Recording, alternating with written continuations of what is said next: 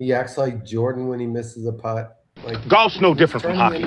Requires talent, self-discipline. Golf requires goofy pants and a fat ass. You should talk to my neighbor, the accountant, probably a great golfer, huge ass. How do you measure yourself with other golfers? By height.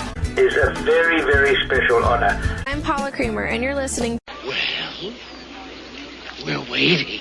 Hi, this is Martin Cove, a.k.a. John Kreese from Cobra Kai, and you're listening to... Quiet, please. Let the word go out from here across the land.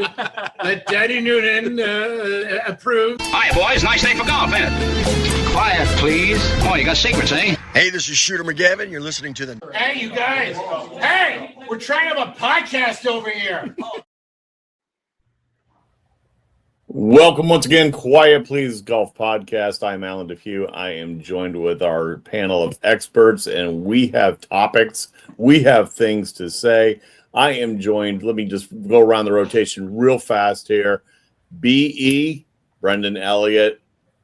Good evening. Columnist, instructor. I mean, that's why we had to take the name monikers off, because yours is just too big. Too many things going on, B.E. Philanthropist. There you go. But hey, Brendan, I will tell you one thing that was pretty cool. When I hit that button and muted everybody's microphone while Andy and Christian were chirping back and forth at each other, we need to try that one a little bit more. When did that happen? Just what are you talking about? I muted your microphone. And of course, you heard him already. Andy Hydorn, sporting the Boston Red Sox hat. Christian Azamis. I was rooting for Buffalo. I was rooting for Buffalo. Well, same with me and most of the country at that point. But it's unfortunate what happened. So Canadians are going to get waxed by Carolina anyway. Well, Carolina, the only thing that would stop them from doing well is that they've had basically 2 weeks off since they swept the Flyers. So I could see them coming out a little flat, but you never know. Great game tonight, though. I will say, great game tonight. Oh, absolutely. And I should throw in there, as always, if you are watching, whether on Facebook or YouTube or our Instagram channel, you have any questions, any things that we're talking about, we love audience interaction. Keep it clean. We'll try to throw it up on the board to give you your 15 seconds of fame or more. And BE, let's just right around the corner from me. They had a little tournament. They did indeed. I was super happy for Aaron Rai, but I gotta say, just like you said in our text chain, that was not on my bingo card either. I did not see that coming. After he won, I was doing some research on doing a story for him, and there's some really good stuff out there on social of videos of him when he's a junior golfer that is just the coolest stuff. And you see the one where he said, "I want to be a race car driver"? Yeah.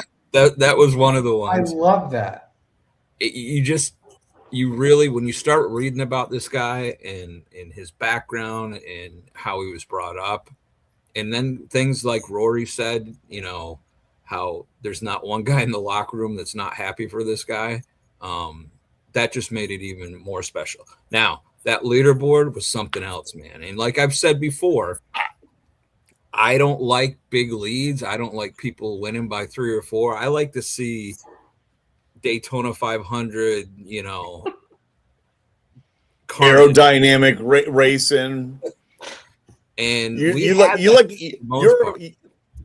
are not only a WWE Worldwide Wrestling fanatic. Now you're a restrictor plate fanatic.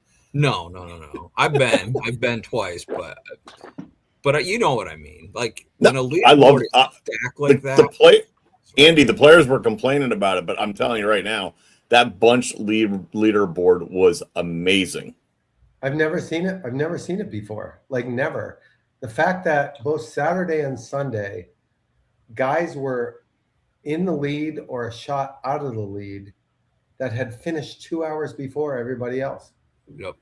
Like that's not Friday. It's not Thursday. That's Saturday and Sunday when they go off based on score. And it was just amazing how many players were inside that group of reachable, 5 or 6 shots from the lead. It was unbelievable.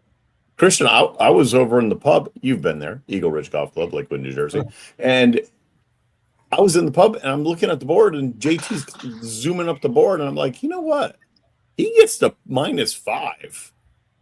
He may legitimately have a shot, and he did right up until like probably the last hour. Yeah, I think if I remember correctly too, going back to the bar really quick, I think that's where we had our double transfusions when we were playing golf, and I think that opened your shoulder fin up a little bit. So that's at the 521 mark there, Andy. Shoulder. I will say though, when it came to JT, I think there was a small part of me when I first saw it, because I was golfing Sunday with some buddies of mine here, and we were watching it on our phones, and I was thinking, I was going back to when JT won last, the PGA, and I thought to myself too, if he can post a number, and I thought 6 was going to be the number, just how the course was playing all week and so forth. I thought if he could have gotten to 6, that was a great chance for him to hoist the trophy at the end. But hats off to Aaron Rai. I mean, what a back 9 for him to come out and just do what he did. And I don't know much about him. I mean, I've seen him on top of leaderboards at times before, like contending and so forth. But overall, it seems like such a down-to-earth guy, and it was awesome to see. And what a career-changing moment for him. I got to post this up here because I'm. Come on, Mr. Taylor. Ludovic is my man. You know what? Calling out my boy.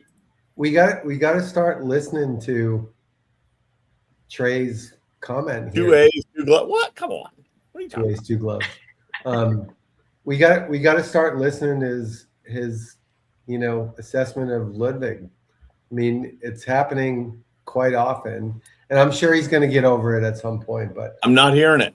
hearing it. Yeah, I think let me say this about Aaron Rai and his performance, and I would love to get Stephen Yellen's take on this, because Aaron Rai, you could tell, kind of like JJ Spawn at the end of the U.S. Open last year. Mm-hmm.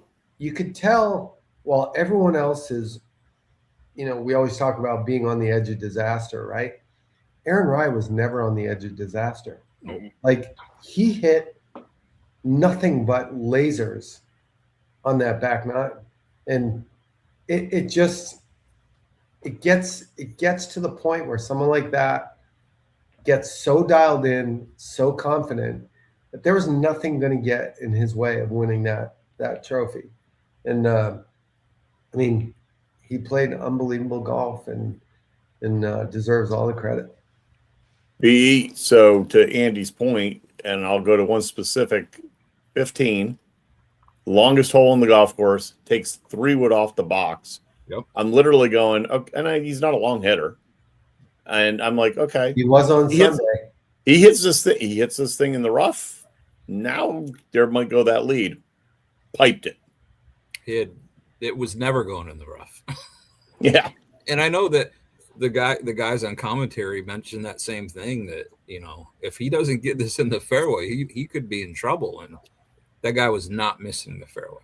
It was just not going to happen. Not only that, but you say he's not a long hitter. He's not.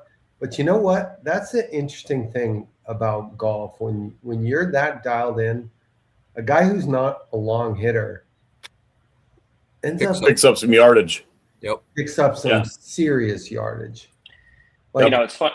I think we've all been there at one point where we've been so in the groove where, from my experience, when I've been in that mojo where I'm like, okay, I can hit any shot I want, I can make any putt no matter where it is. It's honestly it's like a surreal feeling when you're on the golf course to say, okay. And I feel like that's where Aaron Rai was coming in the back 9, where he was going to hit any shot. Nothing was too big for him in that moment.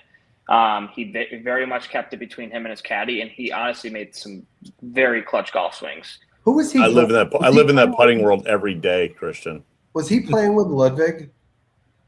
He was. Yes. Aaron was impressive. He's rocking the YouTube instructor's merch. Aaron was jacking it. He was jacking it by Ludwig. Mm-hmm. Like several holes in the back 9. He had Ludwig by 20 yards on one hole. Just stop hating on Ludwig. It almost seemed like when he made that putt on 17 that it almost snapped him out of being like in a trance or something. Yeah. Because he was just, like you said, so dialed in. I do want to go one direction real quick.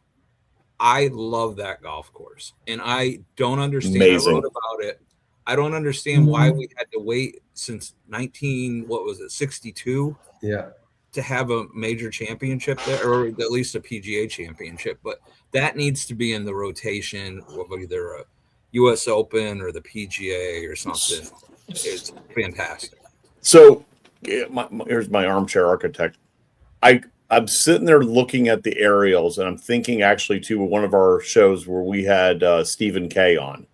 And Stephen K is talking about his design where he gives wider fairways to give more options actually for players on how they're going to play it. Those greens are massive, guys. I can't even do them justice. And then Donna Ross is a amazing second shot architect. Yep. And you saw it every single. I mean, that pin was up front left on number 8. I mean, they were hitting to like a 15 by 15 little box.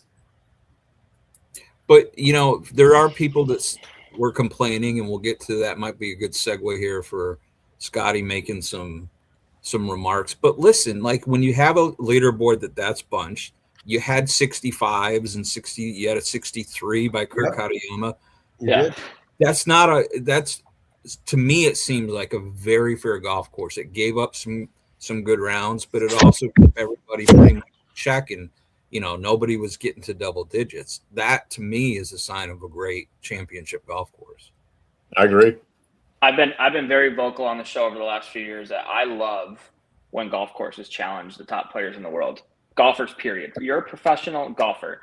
Like I know we'll get into it a little later, but when it comes to the players complaining or bitching about the pin locations, I see it to an extent, but I also don't. It's 4 majors. It should test you 4 times a year. And right. I thought Aronimink looked fantastic. I thought the course was firm. It was fast. It reminded me of a US Open and Open mix at times, which was awesome. But again, I love when it challenges golfers. I love tournaments that they're hovering around par, or you might have like 4 or 5 guys under par, because that brings out the best, and it makes it just that much more exciting, in my opinion, to watch a major championship, especially on Sunday. Yeah, I agree with that too. I think that I don't necessarily buy into the argument that some people love to put out there that everybody's playing the same course, because there are times where a setup can be, too susceptible to luck. Yeah. And I'm not saying that by any stretch that was what was happening here, but there are times where, things are, too much on the edge of lucky or not. And that's not what was going on in Aronimink. I think it was really good. Yeah. All I know is Frisco better be not a letdown next year. How can it not be? Oh, it's going to be. Events and venues. I mean, in this case, venue. Just say venue. I mean, the PGA just scrambling for its place in the major world. Going to Frisco is not going to do it any favors. Free food and non-alcoholic beverages was nice. Lots of Philly cheesesteaks. Oh yeah. I will say though, I thought some of I'll say, because I think some of the I think it's starting to become somewhat of a problem too on the tour of fans yelling certain things after players are done hitting. And I have to give the example of Rory, because he's obviously one of the best players in the world. But when you yell to a golfer, regardless of where they live and whatever, just don't do it. And I think that's become a big problem when it comes to a lot of these bigger major tournaments. We saw it at the Ryder Cup. We saw it briefly here at the PGA. And I think I'm all for yelling, get in the hole, but I think you have to say certain things when it comes to that, especially. And people got to remember, they're human beings at the end of the day.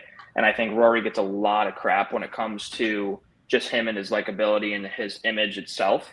But it kind of bothered me that some fans specifically are yelling things after they're done hitting a ball. You know what gets me is when they start doing the USA and the taunting and the various things of that nature, when it's not the Ryder Cup. It's not that time. Know your place. Yep. Yeah, and I don't know what I think it was. I want to say it was a young kid in my Rory example. I don't know exactly who it was. I don't know. I even forgot what he said, but it definitely ticked Rory off to an extent. He tried to get the kid or person kicked out, I should say, of that. And I really think the Ryder Cup, I think it kind of ruined it, if I'm being honest with you. I think for the bigger tournaments moving forward, I think the PGA has to try to enforce something when it comes to that, where I don't know how. I don't even think that's possible. But again, I think it comes down to the fact of, like, if you're at a tournament, and especially on the weekend, one, you just got to watch what you just watch what you say at the end of the day. And Andy, do you concur with this? From our friend Mr. Taylor? No, I don't. So 3 comments ago, I'm all on board with, which was, I think he's brought up a good point where placing the PGA in May does not do the PGA any justice. I mean, there's nothing wrong with having it later in the year like it used to be. Glory's last hope. I'm totally on board with him on that. But the part about chirping and the part about you're coming after Rory under the ropes. Come on, bro. You're not going after Rory under the ropes. I mean, look, Rory and Shane got the grunt of the Ryder Cup. They got the most of the hatred and the beef and the yelling and the comments, whatever. Rory's going to get that regardless of what tournament it is, wherever the tournament's being played. It's just because he's Rory. I don't see the fans typically, jokingly. It's funny to say, like, in a practice round, like, Scottie, big Dallas Cowboys fan. You're in Philly. They're going to say go Birds. They're going to say that actually even carried over a little bit into the tournament. It did. But you see Scottie during the practice round, like, that's something that is not making it offensive. If you're saying something that's more offensive to, like, a player like Rory, that's going to, obviously, that you can't just, like, put that behind you. I'm just trying to give examples. Obviously, there's some things that you can say, but there's other things that you shouldn't say when you're at a tournament. I think it's a timing thing too, like when you say something. I don't think I necessarily have a problem with people saying something that's funny or whatever, but it's the timing. And I think that was the big beef at the Ryder Cup, is when they're pulling their club back in an important tournament. That's not the time to scream and yell. That's, to me, that's more of my issue with that. Yeah, like, you got to love the Bob Does Sports thing, right? Right. Like, his timing and all that, I think is exactly what you're saying. Yeah, absolutely. People who think it's okay to be, kind of saying something in people's backswing or rubbing their face in it when it's not going right. I just don't think there's any room for that. No, I agree. And I also agree with the comment too that our boy put up there as far as Fitzy's comment after he won the Heritage. I think it was just, I mean, it's just in a moment like that where you're getting USA chance after the Heritage is over, because clearly that everybody wanted him to not win. And then he went out and won. It was, those are pretty, like, mic drop moments type of things. BE, in your columnist media portion of your life, and we've all talked about it though, Rory's a great guy in the interviews, because he just speaks. Yeah. And what he said this past week, the one mic drop moment, as Christian was talking, was when he goes, "How would you assess your game?" Well, duh. It was shit. you knew he was going to say something like that. And he could write the book on how to deal with media for the most part. There's sometimes when he gets a little grumpy, and look, you know how grumpy we all can get when we play bad and, kick the dog and when we come in the house type of thing. But these guys are under that microscope. Stuff's going to happen. And I know that Andy's going to talk about world number 1 here pretty soon. And part of me thinks that with him, he's frustrated right now. He's just frustrated in general. So Andy, do you agree with Brandel playing the worst golf he's played in 5 years? Saying Scottie is? Yeah. Maybe. I mean, he set a pretty high bar for himself. Mm-hmm. But I do I said it last week. I've said it in the past before last week. He continues to be a bit of a baby. And I don't think Rory's a baby.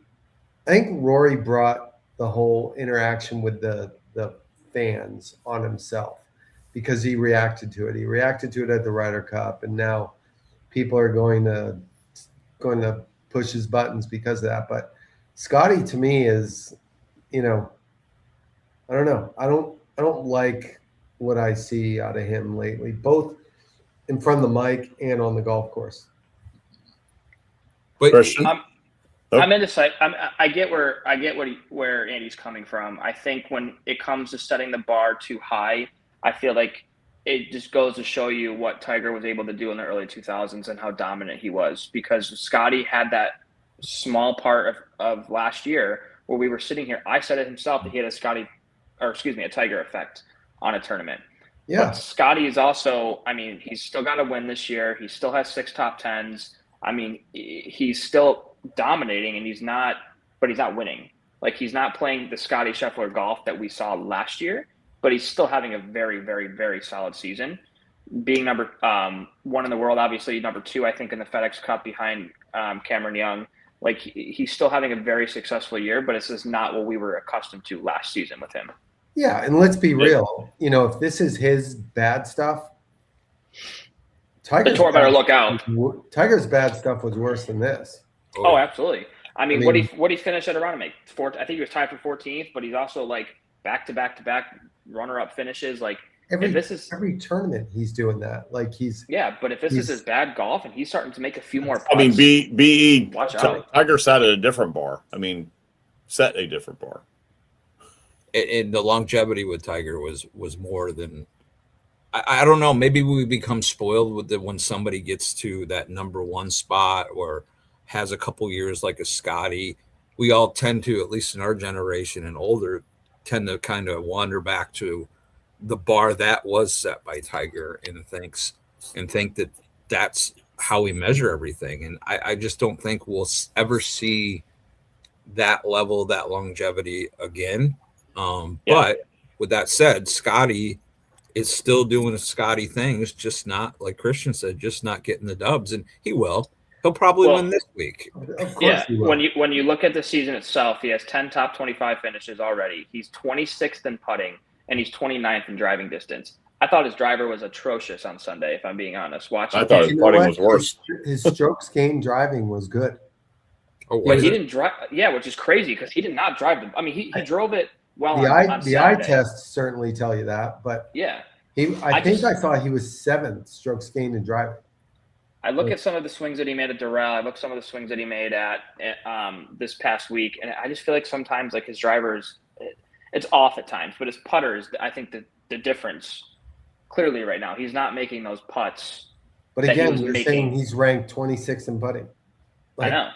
But again, still, it goes. I think it's just the unforced errors. Look at Sunday. 95 yards into 1, spins it off the front of the green. Yeah. And the ball was pin high, 6 feet left of the flag, and spins it back off the front of the green. That's not the Scottie that was the last couple of seasons. Yeah. But again, like Trey says in his comment, if this is the worst, he'll win 15 majors. I couldn't agree more, man. If this is what's worst for him, that ain't fair to the other people out there, because he's just so damn good. But Brendan, you made the comment, I think it was you, that we tend to fall in love with the hot player over a short period of time. So remember a few years ago, John Rahm won the Masters and won the U.S. Open, and he was the man. Xander 2 years ago won the PGA and won the Open Championship. It's like that stuff does happen quite a bit. It's all about how long your en fuego period is, and Scottie's has certainly been pretty long. I think Rory's record over time, even though he went a bunch of years without winning a major, it's still mind-blowing how good he's been over all these years. And he hasn't really had, a big dip. No, he hasn't. Yeah. Well, I'm glad you brought up Rory, because what's interesting to me, and this kind of goes to what Christian was saying with some of the seasonal stats for Scottie. Scottie and Rory are still, even with Cam, even with Fitz, those guys winning multiple times this year, Scottie and Rory are so far above and beyond the rest of the players right now. And what proves it isn't when they have their good weeks, it's when they have their bad weeks. And you think about Rory not hitting any freaking fairways or going 1 under on the par 5s, yet he's still in the hunt. That should be frightening to the rest of the field. It's amazing. Yeah. Yep. I can tell you one person who's not playing good golf right now, and that's Bryson DeChambeau. Well, that would be a nice little transition over. And as we said, this is a soon-to-be eliminated segment of the show. That's so sad. we may be down to like 20 weeks at this point. We're all dabbing our tears here. It was a moon landing that went astray. Yeah. So a couple of things. I think the main LIV news is that it came out that they're looking for basically $200 million. They need to raise $200 million to stay out of bankruptcy. Not going to happen. That's a big hill to climb. I don't know who's going to put money behind this, product that's been funded, more than enough to be successful, and they haven't been able to do it. So, but I think we should talk about Bryson. And like what is going on with Bryson? I don't think it's fair to blame LIV anymore, right? I think in general it's fair to cast a net over LIV and say it's hard for the players to still be competitive when they're not playing enough tournaments that are like a major, right? Or players or a memorial or whatever. So I think that's part of it. And Patrick Reed articulated that really well when he made the jump. Yeah. But Bryson is back to being, I'm the smartest guy in the room. I'm 3D printing my golf clubs. And, the whole act is wearing so thin on me. I'm like, well, this is Bryson 4.0, right? We had original the OG, the OB, the original Bryson. Then we had the beefed up Bryson. Then we had the YouTube fun Bryson. Everybody loves Bryson. And now we have the miserable Bryson, because I just want to make my YouTube videos and I should just be allowed to. I'm Bryson. Andy, I asked this one last thing. I asked this question last week. BE was unable to make the show last week. They changed all the media. Did you see that? On the PGA Tour made changes to their media policy of what players can post, can't post, length of post. Yep. And I wanted your take on that, BE. Well, I still think that was one of the carrots that got dangled with the whole LIV thing and driving those guys away from the tour. And look, I love the PGA Tour, but come on, give them a little bit more than that. Because to me, making it news that you gave the players the ability to do more social stuff, but then you're talking like 2 extra minutes here or a couple extra minutes here. I mean, come on. And I'll give you an example. Jason Day has been doing quite a bit of YouTube stuff with the Brian Bros and with Grant, and Jason Day is great content. And I just have a feeling that all those guys, if they were able to do more, it would serve the tour just so well, and getting to know who these players are and the personalities. I really never thought that Jason Day would be someone I would be, no knocking him, but someone I would want to tune into on YouTube, and he's fantastic. So I think they should loosen up even more, to be honest. I'm not into the YouTube golf as much as I should be, but I will say that I think Bryson's very much in a confused pattern at the moment because he's deciding between YouTube or PGA Tour golf, or excuse me, competitive golf. I don't think he is. Like, I don't think. I really think he is. I think he's taken his YouTube very, very, very seriously. But his forward-facing persona is that, okay, if you tell me that I can't ease my way back on the PGA Tour, I'm just going to do YouTube. That's not what he wants. That is not what he wants. True. I don't know what more. I mean, maybe if the tour changes what they just came out with, now maybe be more enticing to him to want to come back. But I think, I mean, no offense to me, I think it's enough right now to get him back on tour because then they can change it down the road if they have to. I think he's a competitor. He's always been a competitor, and I obviously don't know him, but I would say that, it's hard to step away from the game of golf, especially being a multiple major champion. We started this segment by, the free fall that they're in, that they can't, live, that is.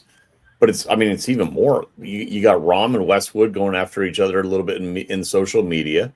You've got the Bryson factor. Cam Smith, my other guy, comes out of nowhere, suddenly fires his coach, and suddenly starts playing golf again. What's going on with these players there, Andy?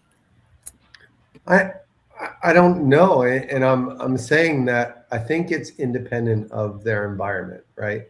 I think Cam Smith, I've been super critical of him in the past because his reason for going to LIV was very childish to me. But the fact that he's figured out that I need to go away from the guy who's taught me golf virtually his whole life and do something different, I think it is good. And it's good to see him. I think the funny thing too, just on a side note, Cam Smith, I've always not loved his backswing.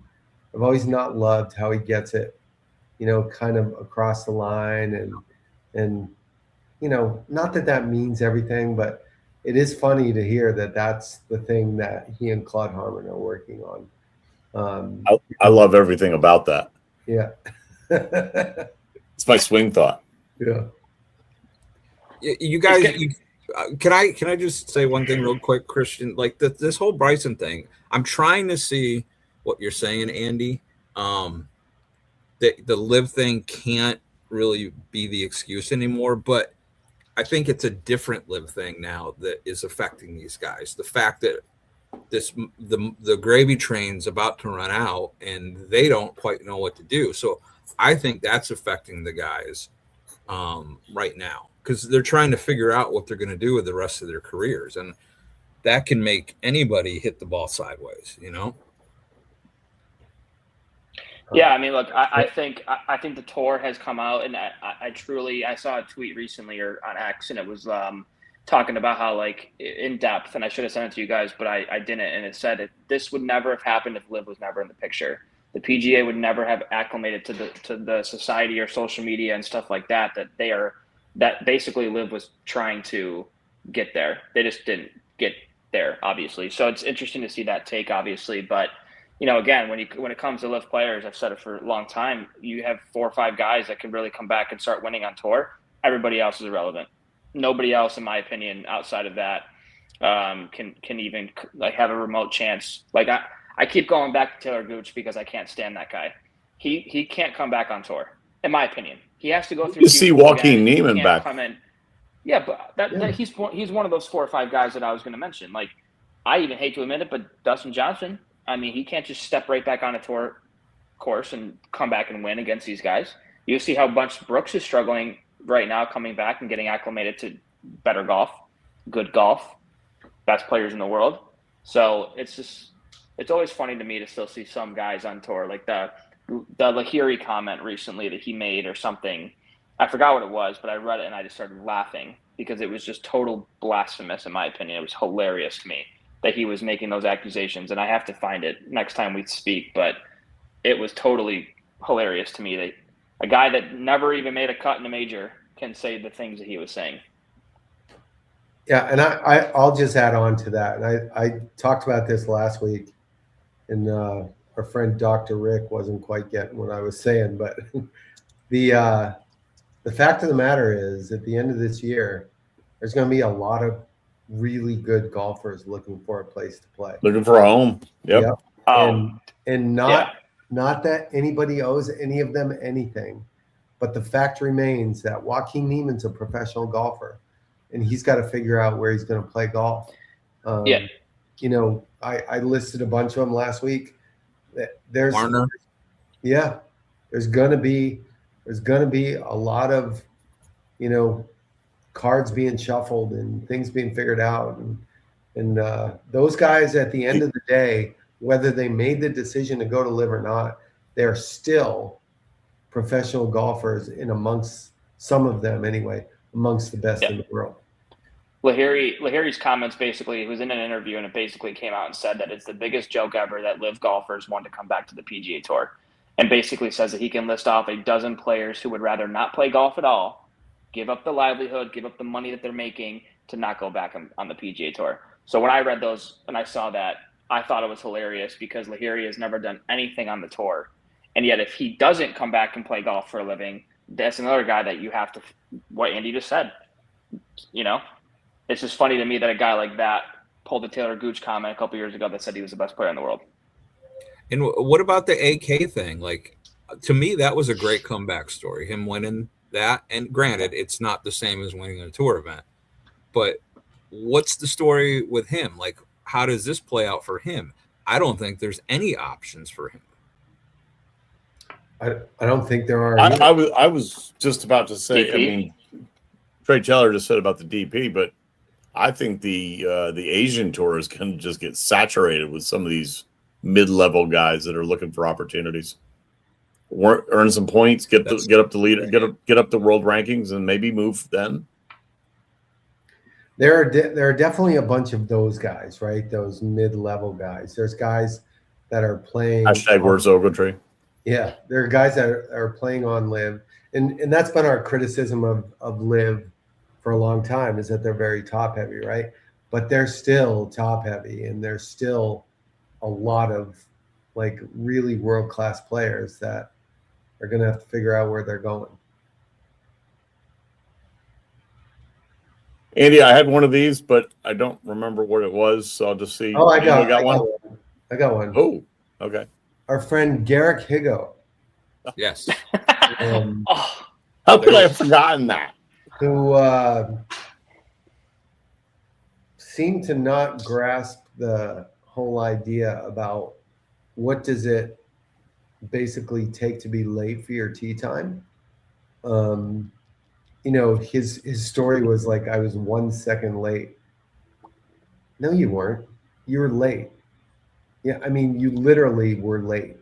And to be late for a tee time in any high-level amateur event, high-level professional event, much less a major, is absolutely inexcusable. And then to go off and be blaming other people or be critical of the way they're classifying your lateness is just like off the charts lame. And to fire your caddy.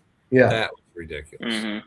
He played really well the first day too. I mean, yeah, Trey. He played great. Played great. Yeah, Trey goes, my guy. He goes, I was late, but I was on time. You know what I'm saying? You know what I mean? I was late, but I was on time. I was thinking this right now. This is that's modern Keenan. So true. And then Trey just says, he goes, take some accountability. Like, can't somebody just at one point in time say, you know what? I blew it. You know, it's my fault, blah, blah, blah. And yeah, it's just crazy. Oh, Mike Padilla's chiming in. Oh, way to not let me say his name. Go ahead, give it a shot. No, I don't want to now. We do have to before we're somewhere on number 17. So we had put this in the title. We got to bring it up. BE iron covers. To each their own, I guess. 2 gloves, iron covers. Like I said in our text chain, I didn't go out on Monday to the Muni, but I'm sure there was some club covers, maybe a couple gloves. Nobody's even mentioning those Golf Galaxy tees he uses. Like he uses those rubber tees with the big cups on them. Like it's hilarious. The martinis. Yeah. But at the end of the day, like, is it really? I may have those. Is it really a problem for people that this guy? He's got a great story why he uses them. Like I've heard people say, "Oh, it's a bridge too far." Really? Like, really? Is it a bridge too far? Come on. Now, if he used the push cart with his caddy, that might be different. I'll be doing that. Here. With or without the umbrella? With the umbrella, of course. And the Yeti holder. Right. Can't go wrong with the Yeti. And the seat on the side. Yeah. Where are we at? All right. 18th green. I'm sure this was going to get stretched out a little bit because each of us got some funny ones. Who wants to go first? Throw up the tee. Throw up the tee? Throw up the Golf Galaxy tee. So I got 3 quick points to make. First, I want to give a shout out to my swing coach, Scott Russell, for getting the new head pro position at my old home course growing up in Syracuse, New York, or Baldwinsville, I should say, at Radisson Greens. Nice. I think he's going to do phenomenal things there. He's such a great person. He's like a big brother to me. And just overall so happy for him of what the things that he's going to do. The point I'm going to make next is that he's always told me growing up is let your sticks do the talking. And it goes back to the iron covers that we were just talking about. Doesn't give a crap. I don't care if you have iron covers. I don't care if you can make fun of me all you want. But when it comes to what Aaron Rai just did, he let his sticks do the talking, and he played damn well on Sunday for his first major, and that was absolutely unbelievable. And I'm so happy for him and what he can potentially be doing in the future. Third point I'm going to make, and the last one, is that I'm going to be biased here and say that I really want Kevin Roy to win this week. I know he's in the field. He's been knocking on the door, and he's been playing some really good golf lately. I am really hoping – I'm not a betting man, but I will say from a standpoint, I think from putting a couple bucks on him to potentially win, I would be I'd be really hopeful in that. He would be the first quiet please guest to win the tournament. He would. Sorry, one more at the end of it. On the I men's do want to say the last point I'm going to make too is, I'm going to say to another quiet plea, or at that time it was 19th hole, but Alex Tuck, another guest on the show, way back in the day when this was early on, but still. I hope that he can get the money that he deserves when it comes to a contract. Hopefully it's with Buffalo because I know that's where his heart is. But, he's a great player, and I hope that he can have a long, healthy career moving forward. BE. Yeah, a couple shout outs. First to the AJGA. I spent a couple days up in Georgia at their headquarters. And I tell you what, I mean, what a top-notch organization, how they run everything. Not just from tournament ops or how they manage staff, but how they treat each other in that office. It was just, I was there when their group of interns was getting trained to head out for the summer for events, and just a great organization. Let's see what else I got. Oh, one of my students, Bennett Payton, he's a senior at Oxford, New York, and he's on the golf team. They won their first ever district championship in golf. I was super excited for him and the rest of his team. He's going to my alma mater to study professional golf management, and I'm excited from that. And the last shout out is to my other student up in New York, Brevin Bennett, who is in first place as an 8th grader in the section championship with a day to go. And the kid, I've mentioned the kid before, but he's special. He's gonna make some noise 5-10 years down the road, and you're gonna see that name again. And I'm just thrilled to be working with him. He's such a good kid, such a good family. And congrats to Brevin and Bennett. Andy? Awesome. I just want to know what I want zero cap warlock sticks means. Yeah. Go get him, Logan. We get an Urban Dictionary out. Yeah. So I have a little rapid fire 18th hole. Logan, go back to playing COD. Yeah.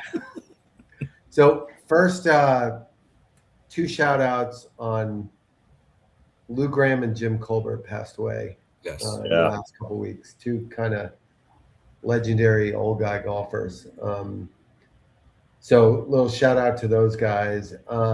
Shout out to Ben Kern, who shot 67, I think on Saturday or Friday. Saturday. Was it to get in? It was to make the cut, right? 67 on Friday. I don't know. It was Friday or Saturday, but I played golf with Ben Kern before. Super nice guy.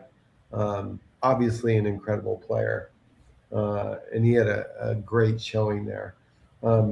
One more shout out. So me being the senior golf guy, always looking at what tournaments I'm not playing in, that Mike Padilla's brother is playing in right now. But there's the Trans-Miss Senior going on right now. Jason Pridmore from California shot 10 under 62 yesterday in the first round of the Trans-Miss Senior. That's ridiculous. It's pretty solid. Pretty solid.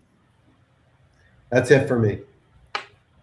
I want to give a early shout out to Adam Scott, who will be playing in his 100th major, I believe, when he tees it up in the U.S. Open. And I also want to give a shout out to it's becoming one of the most fun events to watch is the college championships. Yeah. And it just popped up on my screen. That's why it was fresh in my mind.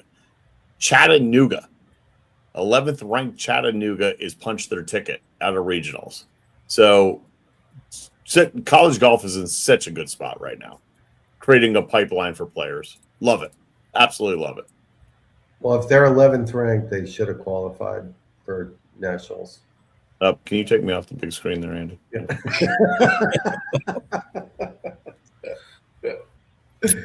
All right, boys. Trey Taylor, as always, appreciate the chiming in. Mike Padilla and Logan. Zero cap, baby. Zero cap, bud. Zero cap Warlock sticks.